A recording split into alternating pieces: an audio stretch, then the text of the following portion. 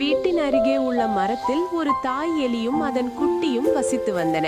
ஒரு நாள் அந்த குட்டி எலி அதன் தாயிடம், அம்மா, நானும் மற்றவர்களைப் போல வெளியில் விளையாடி வரலாமா எனக் கேட்டது. அதற்கு தாய், நீ செல்லலாம் மகனே, ஆனால் மனிதர்கள் அவர்களது வீட்டில் வெள்ளை நிற தாள் போன்றதொரு அட்டையை வைத்திருப்பார்கள்.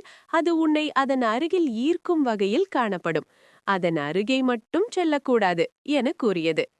மறுநாள் எலியும் அதன் நண்பர்களுடன் சேர்ந்து வெளியில் விளையாடச் சென்றது. அப்போது எலியின் நண்பர்கள் அந்த வெள்ளை நிற அட்டையின் அருகே சென்று வந்தனர்.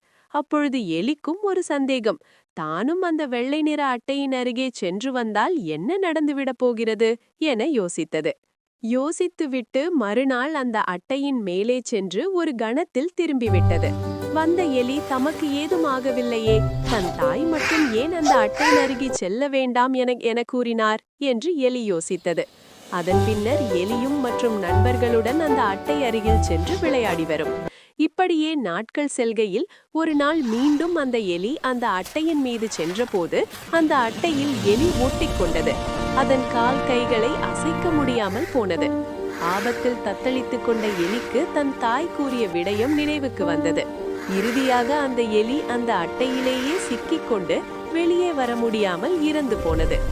நீதி: தமக்கு தீமை தரும் விடயங்கள் முதலில் நன்மையாகவே தெரியும், ஆனால் நாம் அவற்றை தவிர்த்து நன்மையான விடயங்களை கடைபிடிக்க வேண்டும்.